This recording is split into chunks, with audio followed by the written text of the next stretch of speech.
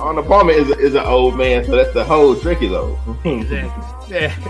I'm with Jerry. Simply lemonade is delicious. Man, that's that fancy lemonade. Yeah, you gotta get that jug that just say lemonade with the yellow sticker on it. Nah, that ain't lemonade. That's like lemon punch. Exactly. Hey, don't it say on there no lemons will harm in the making of lemonade? It's just yellow. Like These yellow, all chemicals. yellow. That's what it is. Yellow hydration. It's just like that Sunny D commercial. Yellow stuff. Nah, like that boy on it. I want that purple stuff. I want that stuff in there. I want that purple stuff in there. Exactly.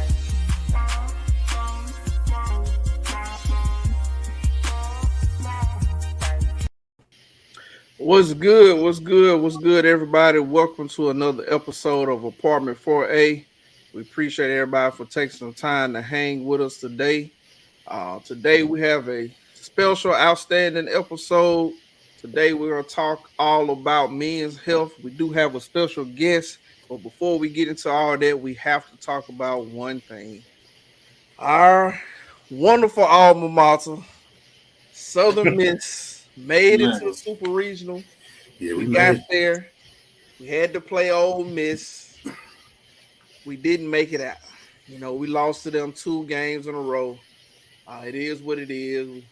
Much respect to Ole Miss. Congratulations. But, you know, until next time, it's always going to be Southern Miss to the top. I want to recount. Sure.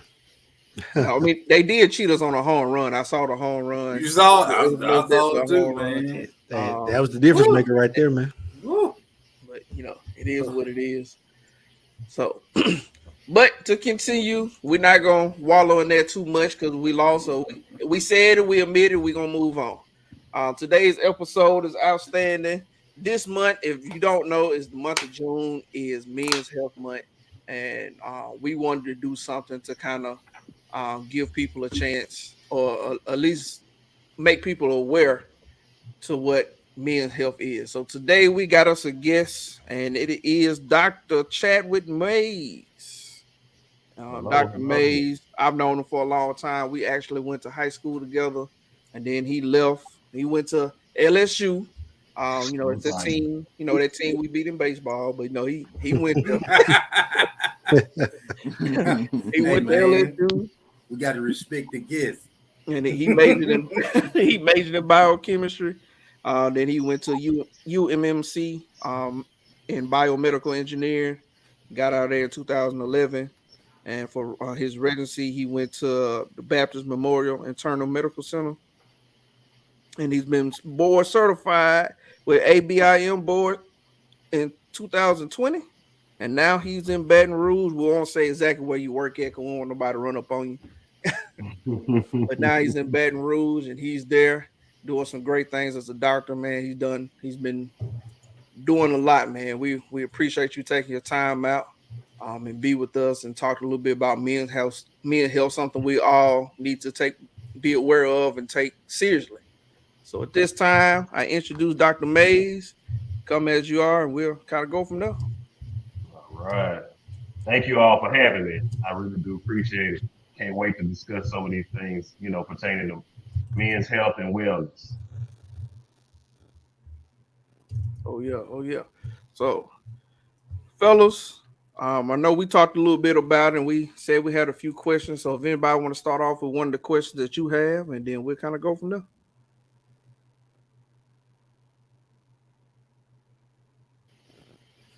Well, I guess I'll go first.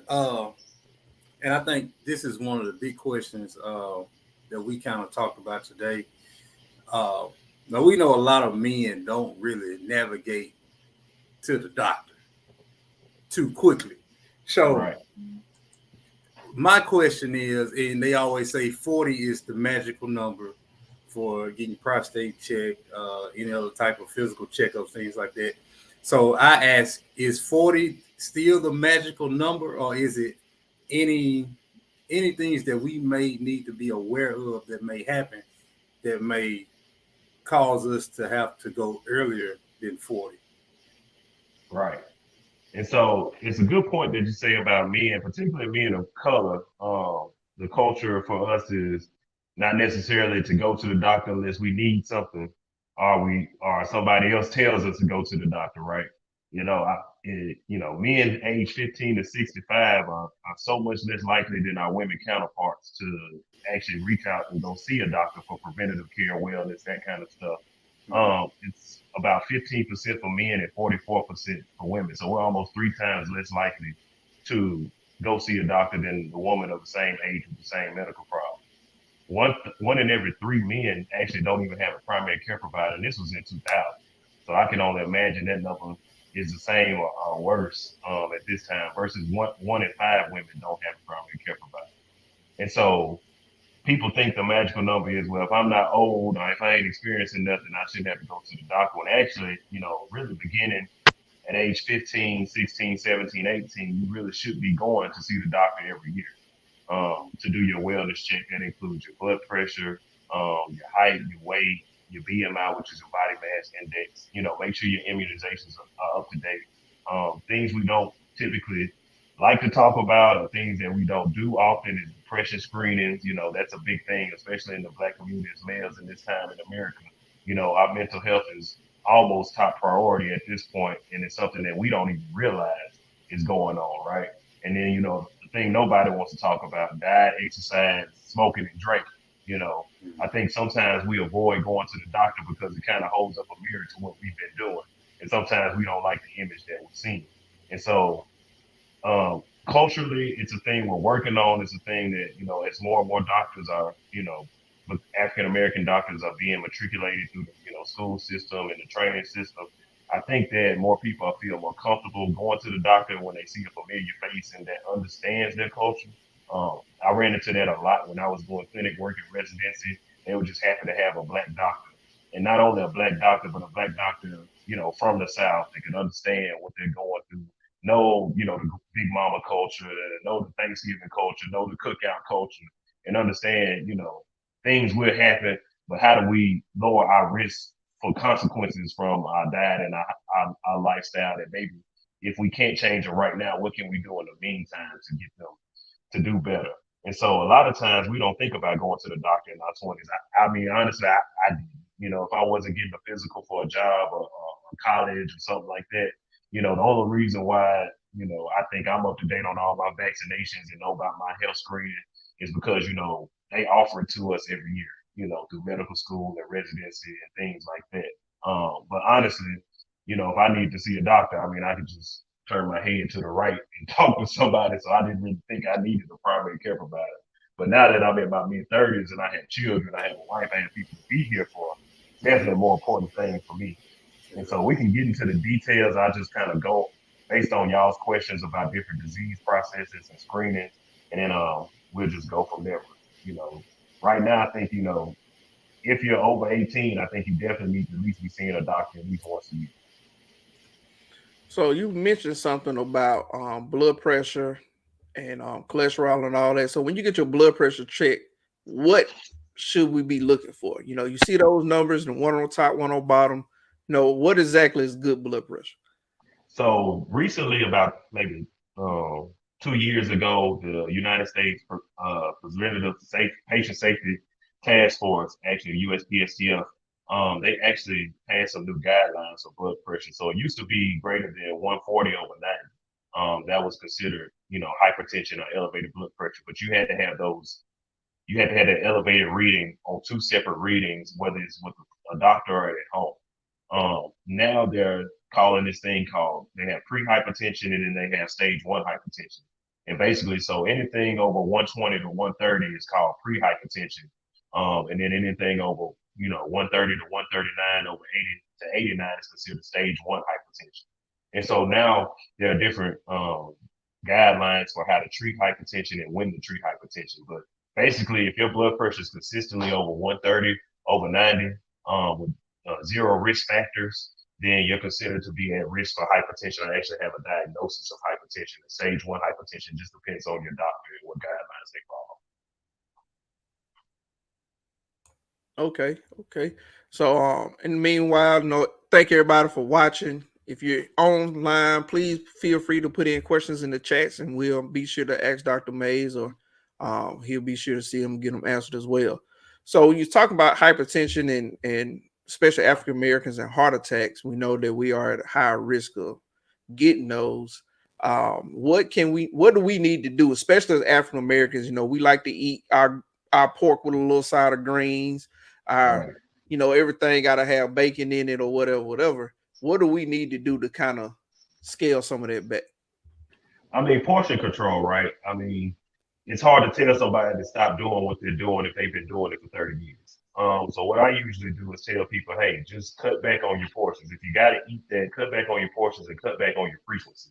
It's okay, once a month, once every couple of weeks to indulge. I mean, we're all human. We all have our vices. Some people vices is really food. Like a lot of people don't think that, people overeating and eating too much is just a choice, but at some point it becomes an addiction and they feel like they can't live without that certain diet. So what I try to do is pull back slowly, right? The last thing you want to do is tell somebody, hey, you can't eat this anymore. They won't come back through your door. They're not coming back as a repeat customer because they don't want to hear that. So you have to find a middle ground. Watch your salt intake. The main thing I tell people about blood pressure particularly is that, um, if you're going to use salt, use it after you cook. Don't use it while you cook because you're not going to get the same bang for your buck. You're going to have to put way more salt in the greens for you to taste that salt. So if you want to put salt on your greens, on your other foods, put it on after. That way you can use maybe a dash of sprinkle and actually taste it and get that taste that you're desiring without actually loading your body with salt. As far as diabetes goes, I tell people all the time, you can't absorb sugar from the air. So if you want to get your sugar down, you got to stop eating sugar. So it doesn't mean you don't need sugar. Sugar is the backbone of our metabolism, right? It's the easiest source of energy that we have. And so if we cut back on that, just you don't have to completely do without sugars. I think that's a common misconception, particularly with diabetics, is that we're asking them not to eat sugar. It's not that we're not asking you to eat, to quit eating sugar. It's just to watch how much sugar and keep track of what you're eating. As far as cholesterol, man, I tell people all the time, if it tastes good, you probably shouldn't be eating, right? So, and I use my F's, the fried, the fast, the fatty foods. Those things are the three main things that are going to keep your cholesterol up. If you can eliminate those as much as possible, um, chances are you might not need to be on medication for either one of these, whether it's blood pressure, cholesterol, diabetes. A lot of times people don't realize the importance of exercise and diet and how it can actually get you off of medications. A lot of people rely on medications to maintain their health, when really and truly it should be the opposite. You should be maintaining your health, with diet and exercise, health and lifestyle choices before we go to medications. But a lot of times people don't want to do that. And so they think we're putting them on all these medications when actually, in fact, it starts at home. So.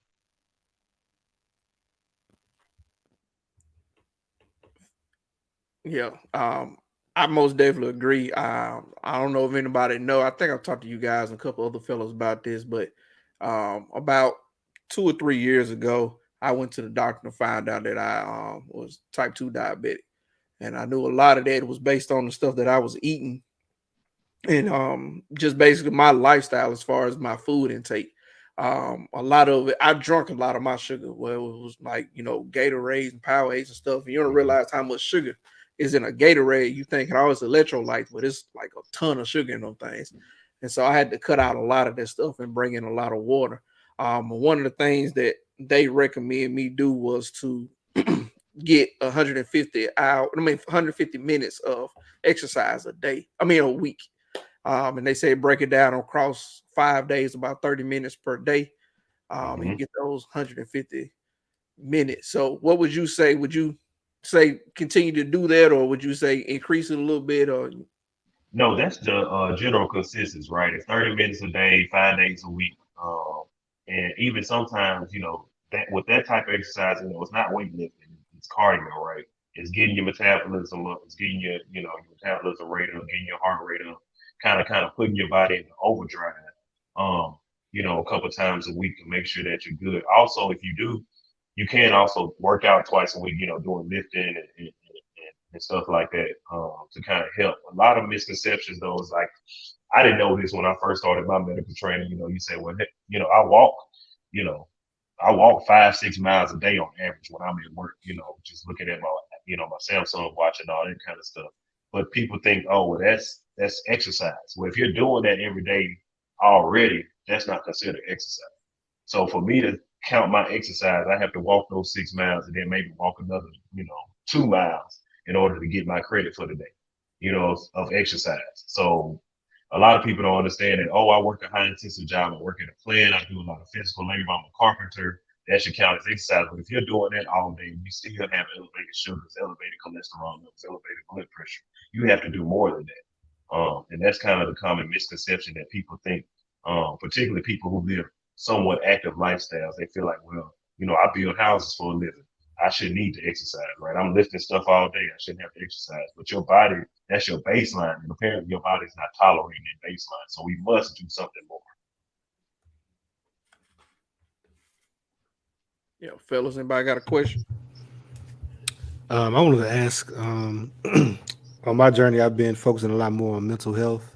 I know you mentioned like depression screenings, especially with, you know, the pandemic and, you know, people having quarantine and stuff like that, the impact on their mental health. Have you noticed any kind of rising trends as far as mental health among Black people since, like, specifically since COVID hit? Yeah, COVID has really done a lot. It's rocked everybody, right? A lot of depression has come from, you know, people diagnosed with COVID, particularly those who get hospitalized and end up in the hospital for a while. And it's just, you know, it's just a change in the environment, right? It's a change in where they thought their life was going. And so depression has been, you know, happening a lot. I've had to start some people on some antidepressants when I was working the COVID unit. Last year when we had a dedicated COVID unit, we did a lot of depression screening because a lot of people just, you know, you're in the hospital a week, 2 weeks, and you just, by the time you're into that, you know, second or third week, you know, you don't want to talk to nobody, you're not eating, you know, you can't have any visitors, you know, it gets pretty sad. And so mental health has definitely come to the forefront. I mean, the pandemic, like I said, that's doing it too, but it's a lot about the environment of where we are in as a people, you know, in this country and the world that have really, really, you know, caused a lot of, you know, PTSD, a lot of anxiety, people, you know, afraid to leave the home, whether it's the COVID, whether it's afraid, you know, with, you know, the police and other things being, you know, falsely accused, profiled, you know, mental health is a big thing. And it's hard to get us as people to talk about it. It's hard to get, especially Black men, to talk about it to, I think, somebody that doesn't look like them. I hate to harp on that point, but a lot of times, if you can't get eye to eye or on the same level as a patient, they're not going to talk to you about their home life. They're not going to talk to you about their mental status. They're not going to talk to you about, you know, depression and stuff. And so I think it's becoming more prevalent. And I think because of kind of the marketing and PR aspect of it, that awareness is just increasing. And I think we're on the right path. I think mental health is starting to take a forefront, which you should have done, you know, decades ago. You know, given all the, you know, the 60s and 70s and, you know, the epidemic of the 80s, you know, with the HIV and the crack cocaine, I think it was a lot of missed opportunities there. And I think because now the generation we grew up in kind of an information age, and we see people now, we have reality shows, you know, we have all this type of, you know, information overload is the word people use all the time. But some of that information overload, I think, is going to be beneficial for us as Black men and as a Black community to kind of see ourselves for what it is and actually go talk to somebody. You know, I think therapy is the best way to do it. I don't think, you know, medications are necessary, especially on the front end. But you know, talking to somebody who doesn't know you, doesn't know your mom, doesn't know your friends, doesn't know your family, having that way to escape, you know, is very beneficial to kind of mental wellness, because if your mental isn't right, your health's not going to be right. I mean, that's just, they fall in line with each other. And I think people don't give mental health enough credit, but I do think we're going in the right direction now. I got a question. Piggyback off that. I know you talked about the depression screenings and things like that. And let's say someone thinks they're perfectly fine, think they're in a good mental state. Are there some signs that maybe people, men and women, should look for that could trigger them to say, well, hey, I need to go, seek some help? Great question. So the main thing, it kind of it's gonna sound like I'm contradicting myself, but a lot of times it's overeating or undereating, right? Eating too much or not eating at all, sleeping too much or not sleeping at all. Those are kind of the main things. Of course, you ask, do you have, such and such many days a week where you think this, or, are you participating in family activities? How many times do you go out to social outings? There's screenings, there's MOCA screenings, there's different type of depression screenings that we use, depression screening tools, I should say, that we use, every, on our annual wellness visits. A lot of times on the front end to kind of screen for that kind of stuff. But the main thing is just noticing how much you're sleeping, man, how much you're eating. Do you go out? Do you enjoy being out? I mean, somebody invites you out for drinks. Are you just sitting there thinking about, man, I just rather, go home and go to sleep? Or you can't, you got to look at yourself. And it's hard to do, man. You feel like you're fine. A lot of times, especially from my experience, everybody, I like to say everybody deals with a little bit of depression, anxiety. We're human, right? We got stresses, we got things that go along with it. So everybody's got a little bit of it. A lot of times you don't see it, but having people around you that know you, that'll be able to notice that change in behavior. Because a lot of times, because we don't see it because it's a gradual change, right? And it takes that somebody to see that, a year ago you were here and today we're here. And, they'll tell you, hey man, you seem down. And that's what I hear a lot. It's like, hey, you seem down, are you okay? And you just have to be, I guess you have to put your ego in check, put your pride to the side and honestly answer that question. You have to be able to answer that question honestly to yourself. And so a lot of times that's, I deal with, I'll be truthful to you, I deal with depression and anxiety more often than I like to admit. But I learned tools to how to deal with it. My teacher actually in graduate school called me out on it. I had a period of time where I felt like I was going to a funeral every month. I was burying somebody every month for like 6 months. And she just pulled me to the side and was like, man, you look extra snappy. You're not laughing like you used to. You're not the smiling, guy here a year ago.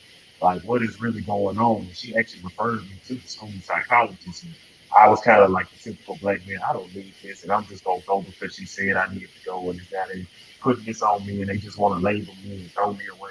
When actually that was probably the best decision for her to get me, and actually got me through the majority of my schooling, graduate and medical school, because I had that resource where if I was having a bad day and I knew I couldn't handle what was going on, I would just go vent to her and let it out. And I'd say half the time she would just say, okay. She wouldn't even give me any advice, and I'd feel instantly better, and I could go about my thing with it. So. Yeah. So everybody in the comments or everybody watching, please, put questions in the comments, or if you have a comment or something you like to say, please do that. Just to go to the comments, Ika said, I noticed yesterday there's about 36 grams of sugar to be exact in Gatorade. Oh yeah. The and I ones bet I that's like, about 80% of your daily value too. yeah. And I like to drink those big 32 ounces, and there's 2.5 servings in it. So, that's 36 times 2.5. So it was just way too much sugar. So one of the questions, or one of the things we talked about too, now that we're coming, a lot of us, and whether they want to admit it or not, we're coming up on 40. It's around the corner. It's around the corner. Yes.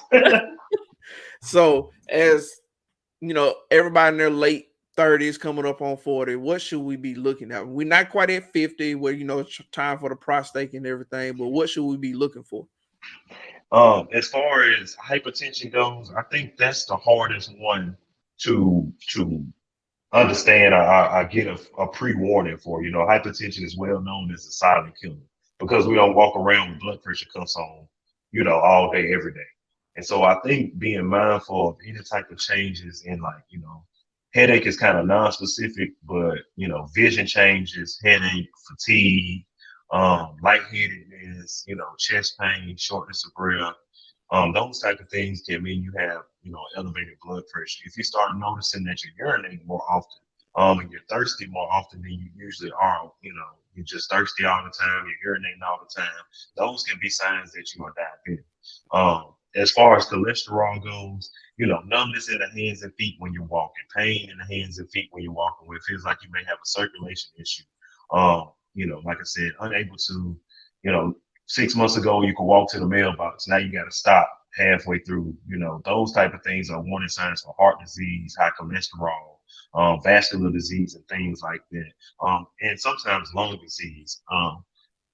So you just kind of have to be aware of any changes like that. The main things really, for heart disease is just not being able to do as much. That's kind of the telltale sign and kind of the red flag that cardiologists use, at least the cardiologists I trained up under. They would always ask that kind of stuff like, are you able to, walk the same length? How many flights of stairs can you go before you have to stop? And things like that. How much exercise are you getting? And you can get some clues because sometimes people say, I get a little chest pain by the time I get to the mailbox. That's a red flag right there. Then, especially if it progresses, sometimes I'm just sitting on the couch and feel like my chest hurts. It starts, I feel my heart racing. I feel short of breath.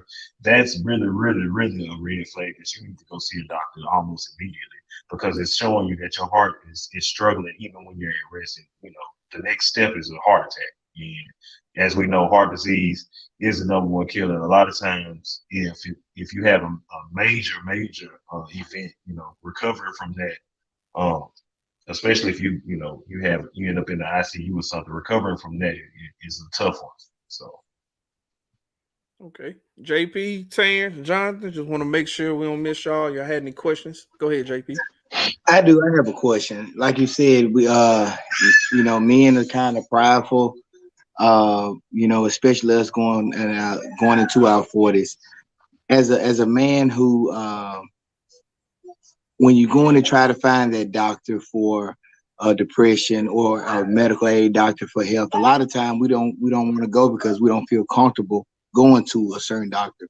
So, what are some steps or ideas or things that we should possibly look for in order to find a doctor that we're comfortable with, even though we don't know? I would, without trying to sound like ageist, I think is the word. A lot of times, younger doctors, find your younger doctor. Number one, they don't have as many patients, right? So they're gonna have more time.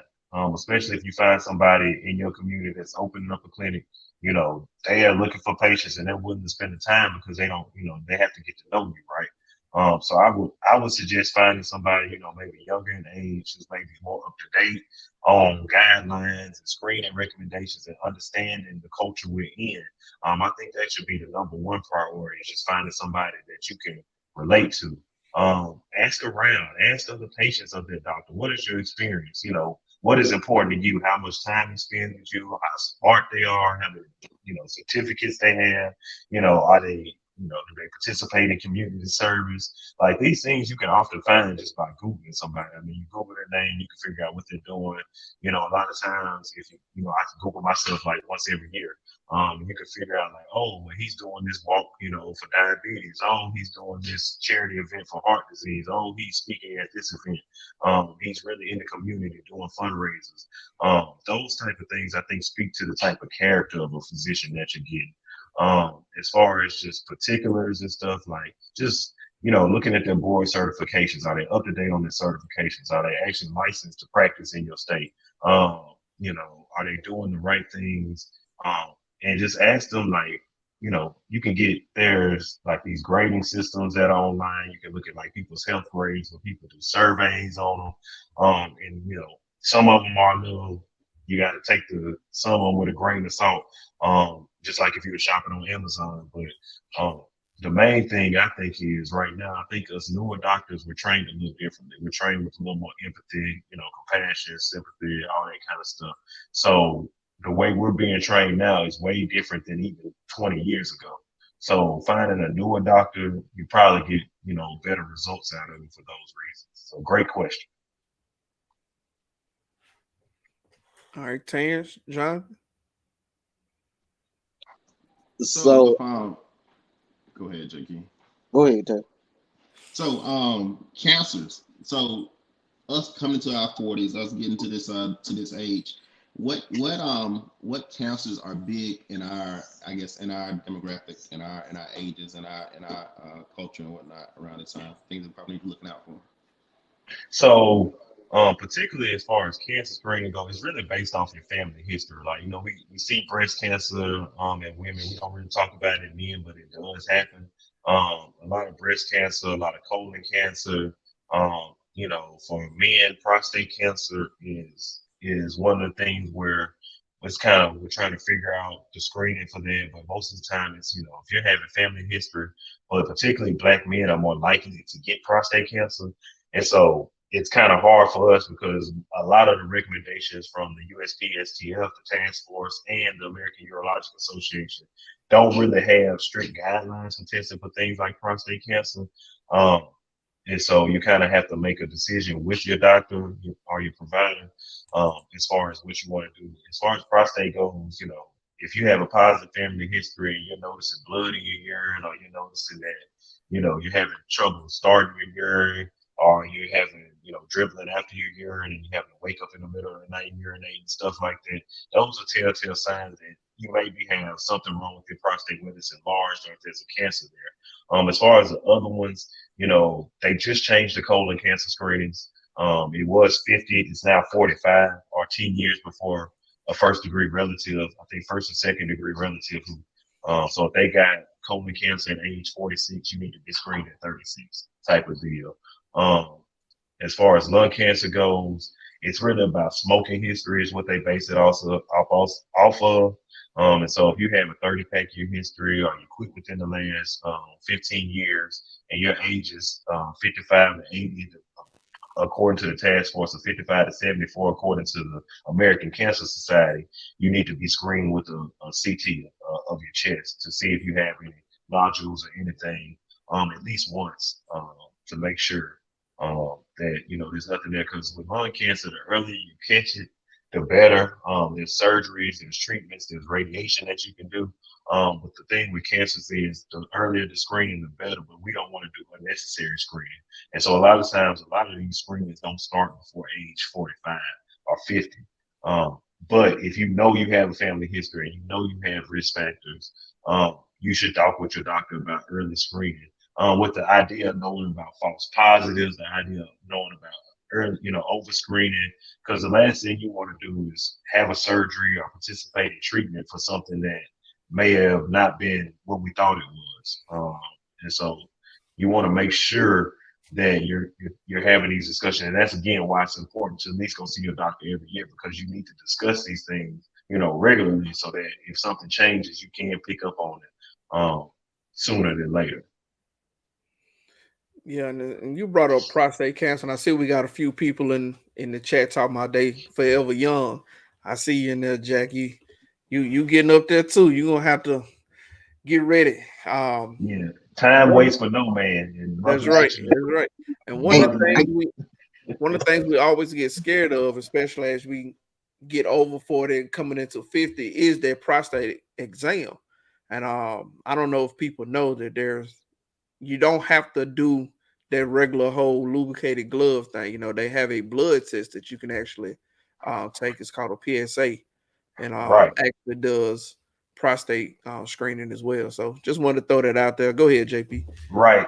Okay. I'm sorry. Well, let me piggyback off that real quick. So, the reason why we don't do the rectal exam for prostate enlargement or prostate masses anymore is, one, a lot of times we can induce an infection. We can actually irritate the prostate, and that can cause some prostate irritation and inflammation, and that can lead to an infection called prostatitis, right? And you don't want that to happen to you. And then a lot of times, if there's something there, and we do the rectal exam, especially if it's a cancer or whatnot, we can actually spread the cancer by irritating, by trying to press on it and stuff like that.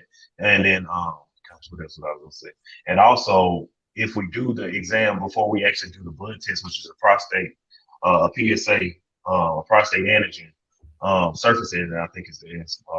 We can actually falsely elevate that by pressing on the prostate. And so you got to be real careful about that. Some people will do it, especially if you're having symptoms, having blood and your PSA is elevated. You may end up getting one just to see if this is like a gross enlargement or if this is some type of nodule there. But a lot of people, including the Urologic Association, are kind of going against that right now. And even with the PSA testing, that kind of is kind of plus or minus because you get a lot of false positives with that. And so a lot of times we don't want to say, oh, your PSA is elevated, you need to get, radiation treatment, or you need to get surgery. When in fact, this just may be your baseline, or this may be inconsequential, right? So you may not even have any consequences from, intervention, not doing anything, and you may end up having consequences from intervention. And so that's why it's important to say, let's talk about the pros and cons. So this is what you want to do. Tell me why you want to do it. How are we going to do this? And what are we going to do with the results? And I think that's an important discussion to have, particularly pertaining to prostate cancer. Yeah. That's good. I didn't know that. Go ahead, JP. I think you had something. Yeah, just kind of piggybacking off of what you were saying. Just two questions. So there's no way that you could do a universal screening for cancer, correct? So there are certain markers that you can get tested for, but a lot of them are very non-specific. So if the test doesn't show anything, if the test comes back negative, then you can be kind of rest assured that there's no cancer kind of going on. But if it's positive, it could be cancer, it could be, oh, you were sick last week, or it could be, you may not have cancer, you just may have an enlargement somewhere. And so there's certain screening tests, certain hormones you can test for that can kind of confirm your diagnosis or lead you to get a biopsy per se to confirm your diagnosis, I should say. But a lot of times these things only help you get to where you need to go, right? So if you're saying, hey, doc, I've lost 50 pounds over the past 3 months, I haven't done anything different, I'm getting more tired now, I'm sleeping more often, then we say, well, hey, what are your risk factors, and get you screened?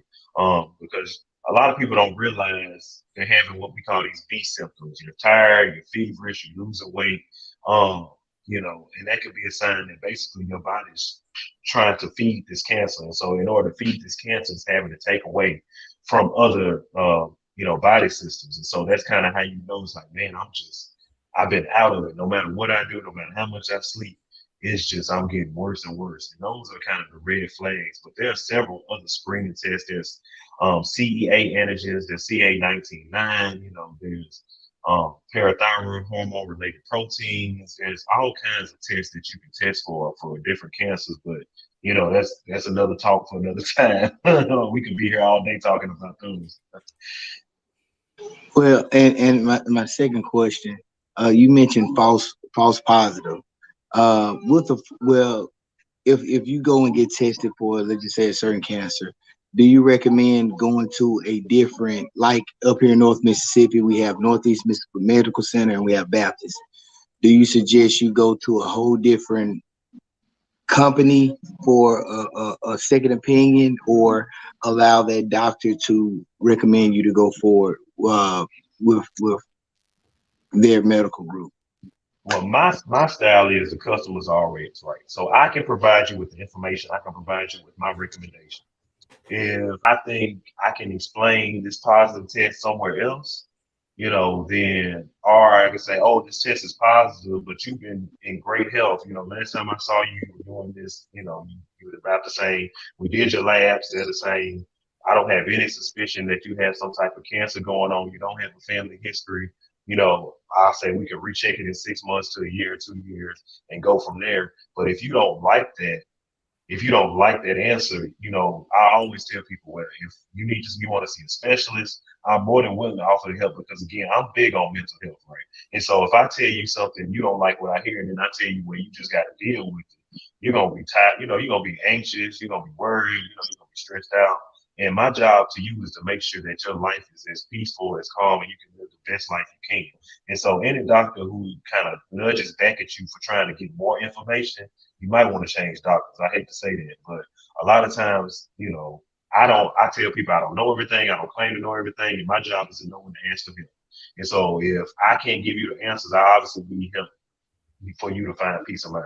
Now, will you be willing to pay for the extra test? Will your insurance pay for the extra test? I ain't got nothing to do with it. I'm just for giving you the resources, right? And so don't come back to my office saying I got a $3,000 bill for these tests when I told you. Yep. Doc, I didn't recommend you gotta put some on it. Doc. Yeah, right. So we're gonna just go half on this or something. right, yeah, exactly. Y'all heard from Dr. Mayes. Don't be running up in his office talking about no bills. Right. I ain't got nothing to do with that. So I got a question on dieting. Can y'all hear me? Yeah, go ahead. Okay. So in April, I found out that, well, I had hypertension for years, almost probably about 20 years now. I had hypertension. So in April, I found out that I had heart failure. Then I found out I was pre-diabetic. So I tried to do, the diet. I stopped drinking sodas and stopped doing the fried food, and then I started just eating a lot of salads. But then they got old. And so now I see myself slipping back to a soda every now and then and still trying to balance it out with fruit and water. And I feel like now I dropped 12 pounds, but now I feel like I didn't gain it back. But it's still, still saying I lost weight, but I just feel like I'm on the verge of gaining it back. So what's a good plan to just like start off with instead of trying to go all full? Exactly right. So you got to be realistic in what you can do. Old habits die hard. I tell people, that's the problem, especially if your diet has a name, it's probably not a good diet. Okay, so if you're following like an active, I have no, conflict of interest with none of these people. And, if you choose to do them, but the thing is, a lot of times people do these diets and then once they quit, everything kind of reverses itself. And quickly too, especially with like, the keto diet that was out. If you do the keto diet, you have to be keto for the rest of your life. And if you slip up or anything, that's the thing. Once you slip and get that little taste again, it's hard to slow that down. And it's really willpower, man. I don't have like a medical recommendation or absolute answer to that. But I've always told my clinic patients when I was in clinic, even some of my patients in the hospital, I tell them, look, you got to treat yourself sometime. You can't, if having one soda a week or one soda a month or eating something you want to do once a month, keeps your mental health together, you don't want to do more things, right? So if you're starving yourself, you're eating stuff you don't want to eat, you're doing things you don't want to do, you're not going to do anything else. You're going to be depressed, you're going to be tired, and it becomes hard. I mean, that's a hard question to answer to try to get you back, on track, but it's really about willpower and how bad you want to do it. And I know that sounds bad, but that's the hard part for us doctors is trying to control diet and healthy lifestyle habits because, these things are so readily available in America. I mean, you go anywhere and there's 1,000 unhealthy choices and 3 healthy choices for you. And if you're not in a controlled setting, if you're out of town, you don't have access to your refrigerator where, I eat this on Mondays, I eat this on Tuesdays. It's unrealistic for me to expect you to follow a diet if you're going to take a vacation, something you may have deserved and worked hard for. And then I'm telling you that you can't be happy on your vacation. So it's all about portion control. If you're gonna have a soda, maybe drink half of it. If you're gonna eat a dinner, eat like half of it and finish the rest with, with a salad or something like that. But I really think it's portion control that really gets us in trouble. Because America, we live in the land of excess here. Every plate is twice as big as it is in other countries. And so we thinking, we're cutting in half, we're doing good, when really that's normal everywhere else.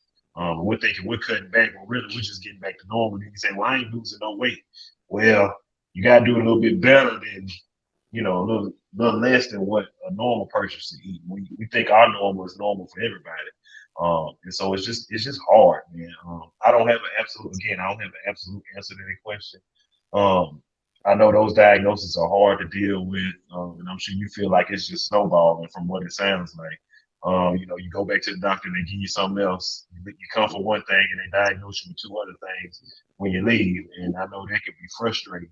But I tell you, man, just take it one day at a time, bro, and do the best you can do. And if you know you're doing your best, go ahead. I got 5 blood pressure pills. So the thing is, is trying to get a balance with taking all those and trying to exercise, and then they put me on a pre-diabetic pill, as they say. Metformin. No, it's actually Rebutus or something like that. Rebellis or Oh, something like that. yeah. Oh, you got good insurance. Okay. Yeah, he worked for the state. I know what you're talking about. Yeah, rebellious. Yeah, I know what you're talking about. RABELIUS. I think it's how you spell it. I think that's it. Yeah. Um, but yeah, man, you just gotta, you're gonna wax and wane. You're gonna have these points where you feel like, okay, I gained this weight back. But if you've done it once, man, you can do it again.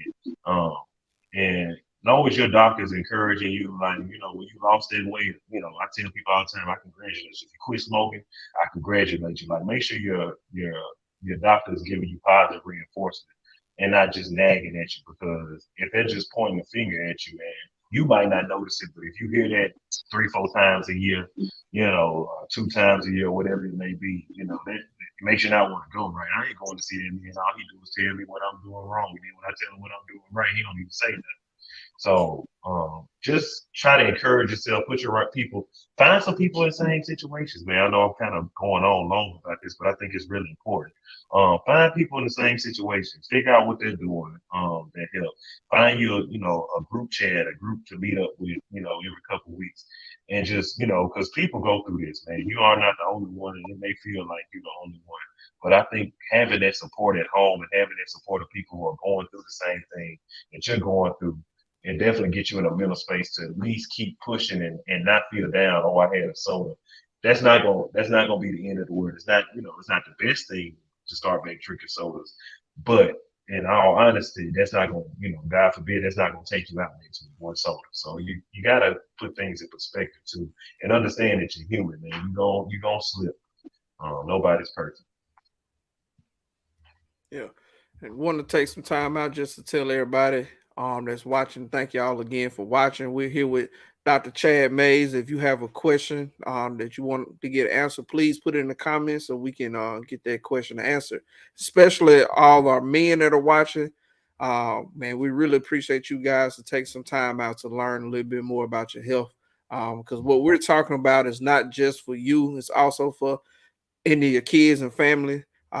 It just made me think about it. JP's son. Now, I know for those who just listening, they may not be watching, but JP's son just came up on the screen, and it made me think about, I'm trying to get healthy, not just for myself, but also for my son. So I'm around to watch him be able to grow and do stuff like this. So, get out there. If you have any questions, let's make sure we get all this stuff answered. Fellas, y'all got any more questions? I see Eric got one. Yeah. Speaking about diet, I was wondering if you had an opinion or any feelings about, you know, with us being African Americans, obviously our roots aren't in America. It's not an American cuisine, not an American diet. Um, do you have any feelings about people that kind of lean more toward trying to discover more of like an Africanized diet and kind of the claims that um, those foods that are native to Africa kind of work better with our body chemistry?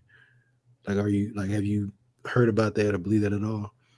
So as far as like a holistic approach with diet and that kind of stuff, I am a fan of that.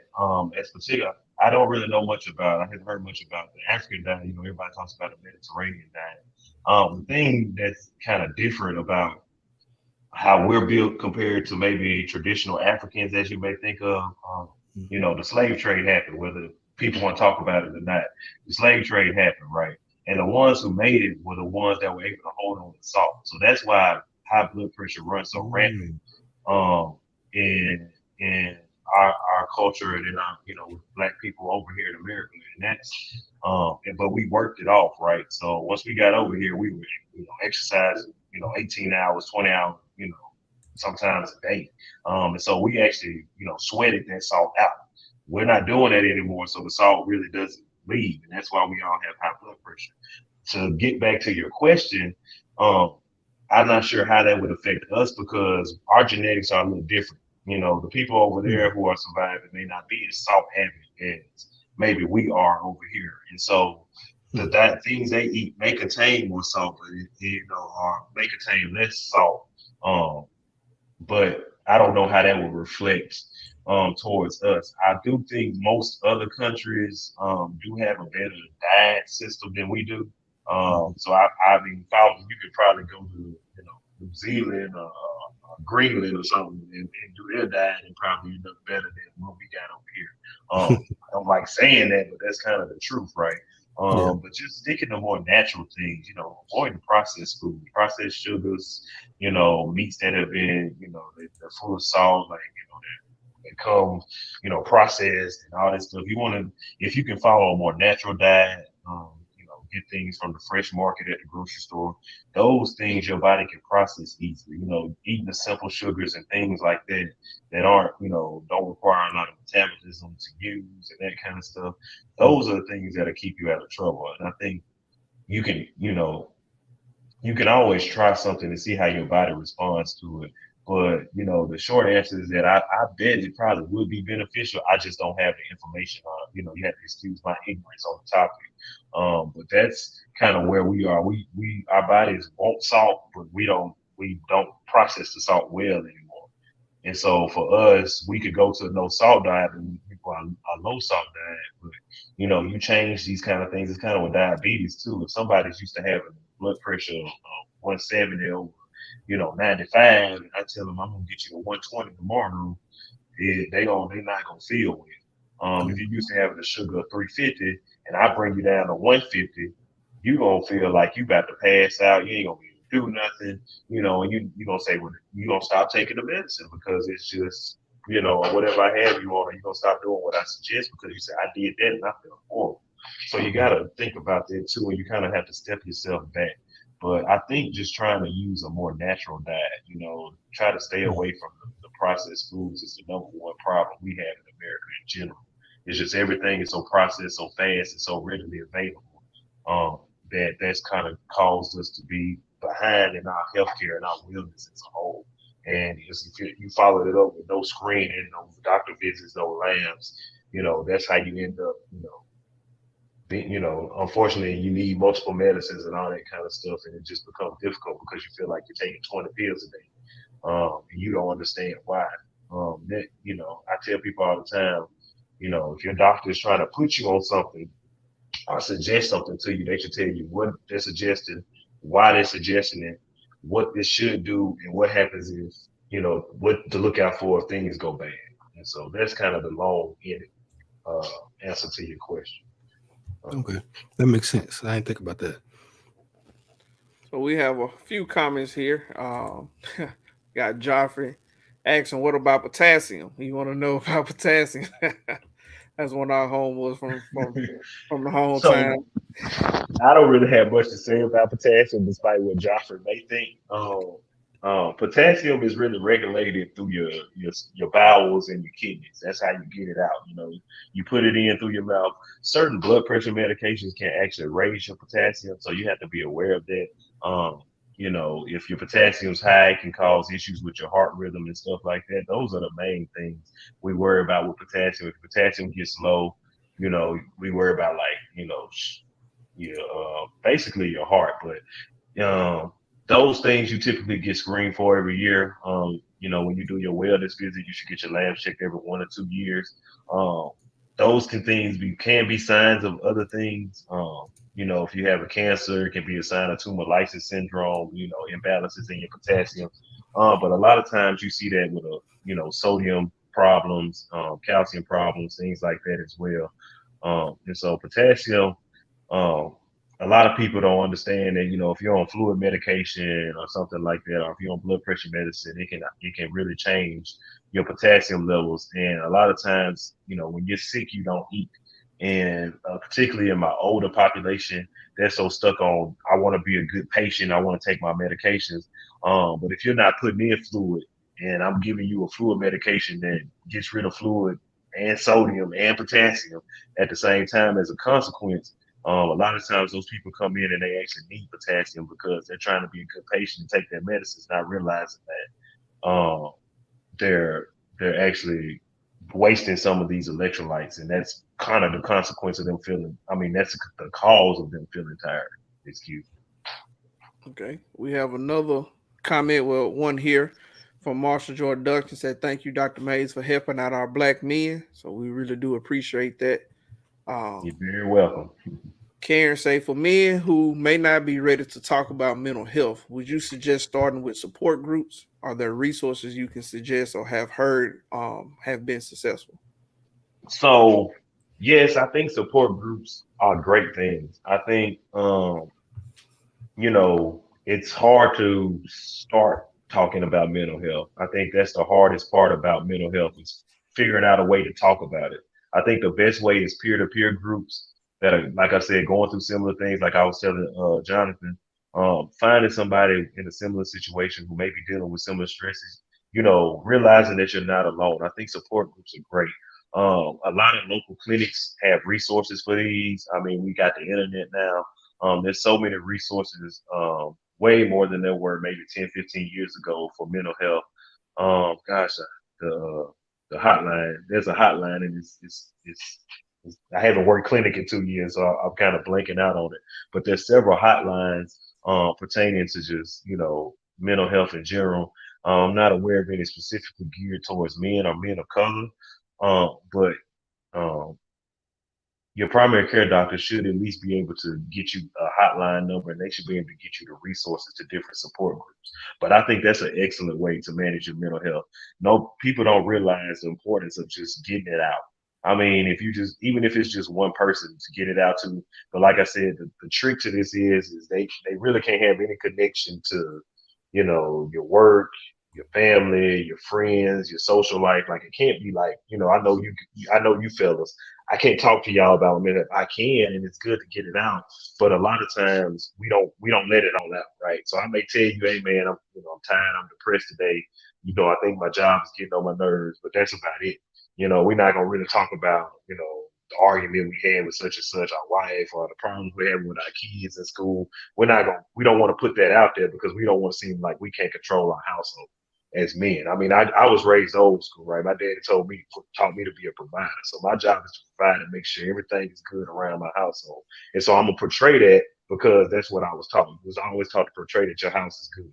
So you got to find somebody who doesn't have any skin in the game of whether doing good or doing not, or can't run back and tell anybody. I think once you get in that space, I mean, nobody really wants to go to that space, but once you get in that space, you realize that you can say things and hear yourself, right? So once you say it, you're like, dang, saying it sounds, now I see, now I see where my triggers are. Now I see what I need help with. To somebody that's not going to, even though you may trust your friends, you're still gonna have that thought, well, what if they decide that they don't like me anymore? They're gonna air out all my dirty laundry. How's it gonna affect my finances? How's it gonna affect my marriage? How's it gonna affect, my relationship with my children, my family? And so I definitely think finding somebody or a support group is the best way to go about it, at least initially. And then once you identify what you have going on, if therapy isn't working, then there are medications when used appropriately that will help. Okay. We have another question here from Marcus Bush. Do you feel Mississippi medical cannabis program will be beneficial for cancer patients? So studies are showing that marijuana use, when used correctly, in cancer patients, patients with like seizure disorders, patients with like chronic medical conditions, like chronic pain, stuff like that. Studies are actually coming out showing that there is a benefit to using the CBD, not necessarily the THC aspect of marijuana. So using like CBD gummies, things like that, cooking with CBD oil, those things have shown to be beneficial as far as just overall wellness, right? Because if you have cancer and you're going through chemo, you have to be able to tolerate chemo. Another word for chemo is poison. Okay, you're poisoning your body. You're poisoning the cells that grow, that your blood cells, your white cells, all that kind of stuff. You're poisoning these things in order to hopes to choke out the cancer. And so, if you're unable to get up and go to chemo, then why do the chemo? And so if you're in pain from chemo, if you're fatigued from chemo, if you're nauseous from chemo, you don't have an appetite from chemo, all these things have shown to be reduced with correct marijuana use. Some people will self-medicate, but you got to understand a lot of people self-medicate through smoking. And so if you're already a cancer patient, smoking probably ain't the best idea for you. So, you have to do these things appropriately. And that's why it's taking a little time for this to be destigmatized, because people think of marijuana as just smoking weed and sitting on the couch all day, when it's not that. It's for most people, it's more of a stress reliever. It helps them kind of, relax and not think about what's going on. And so, but now studies are showing that the act is medical benefit. And despite what people may think, Mississippi is actually in the forefront of, medical usage. I mean, they've been doing research on it for decades now. We have the largest marijuana farm in the country in Oxford, Mississippi. We won't name the school, but yeah, we won't talk about them. But I do think I see a great future for marijuana, particularly in the for medicinal use. I think there are so many more studies than there were 5 years ago. I mean, you'd be surprised at all the data that's coming out. I mean, we really started this whole thing 5 years ago. I mean, 10 years ago, it was taboo to talk about. And now it's all people want to talk about. And so I think we're making good headway with it. And I do see positive things coming from it in the future. And I think it will be definitely a good adjunct to certain treatments. I don't think it'll be the end all be all for treatment, but as along with the appropriate evidence-based treatments, I think it'll be great for some patients that can tolerate it. So Gabe is he's from Ole Miss. He putting out little hearts and stuff. We're gonna let you make it since y'all won, but I'm a Christian, so I'm gonna just leave it alone. That's right. We don't get used to it. Nick say, "I believe in the weed. It's from the earth." So, you gotta get on that nature. We have another question here.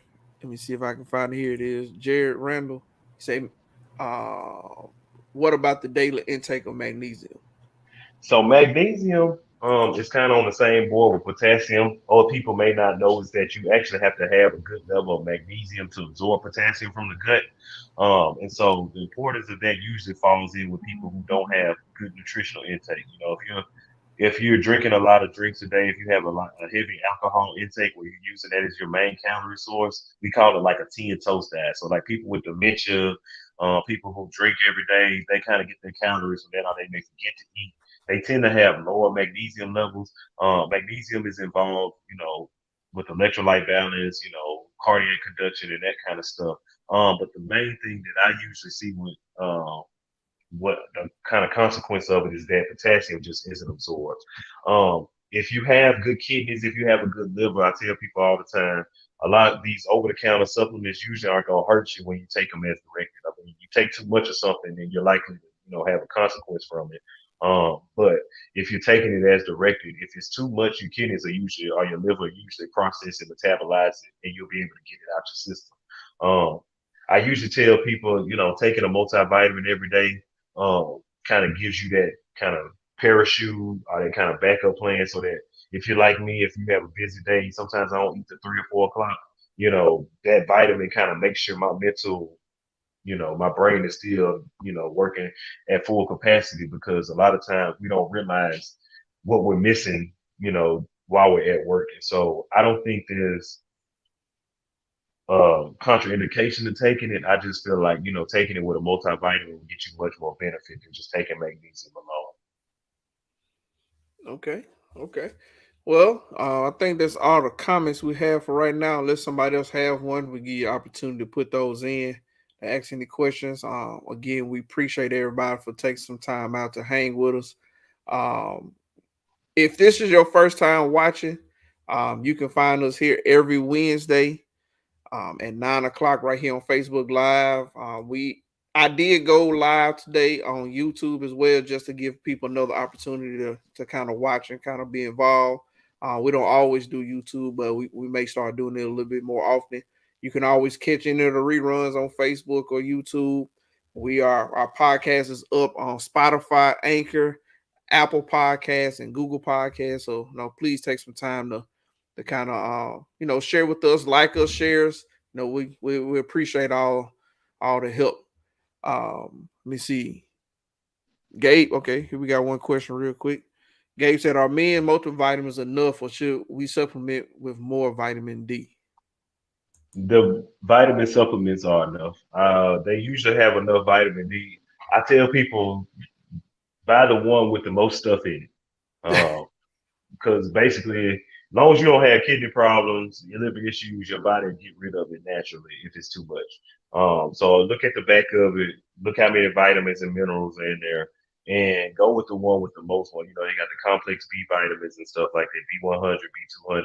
Those are the ones I typically recommend because they tend to come with everything you need because nobody wants to wake up and take 5 vitamins. They don't taste that good. I take one every morning. They ain't the best thing to do it. So I couldn't imagine trying to take 3 or 4 of those every day.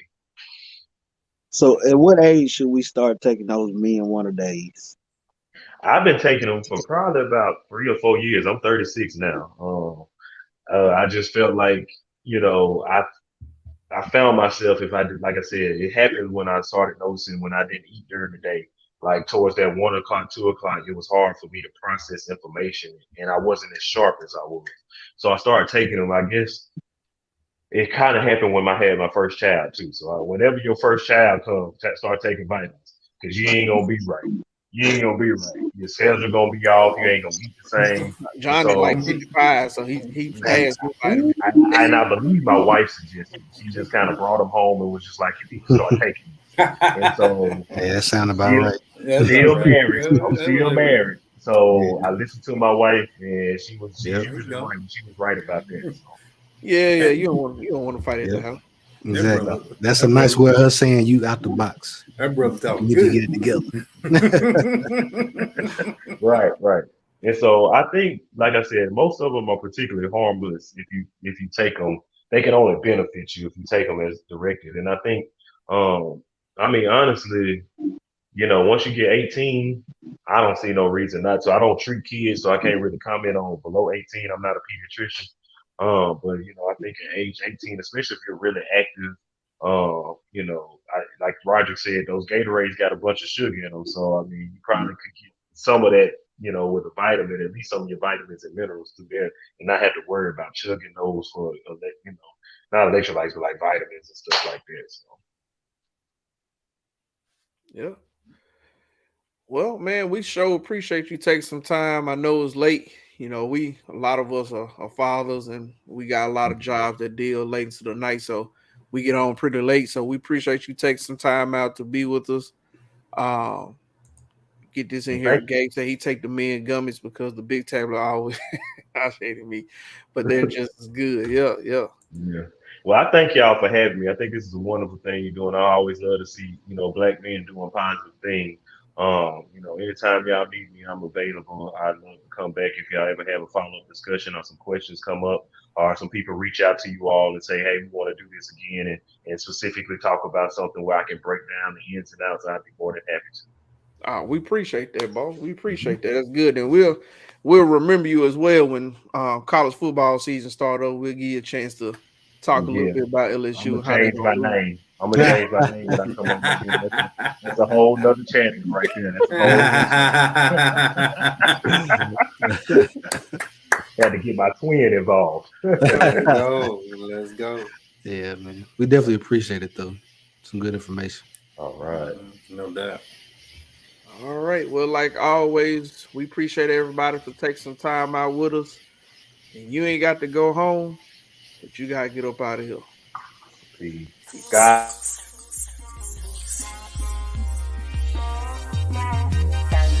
I got my own room. At the end,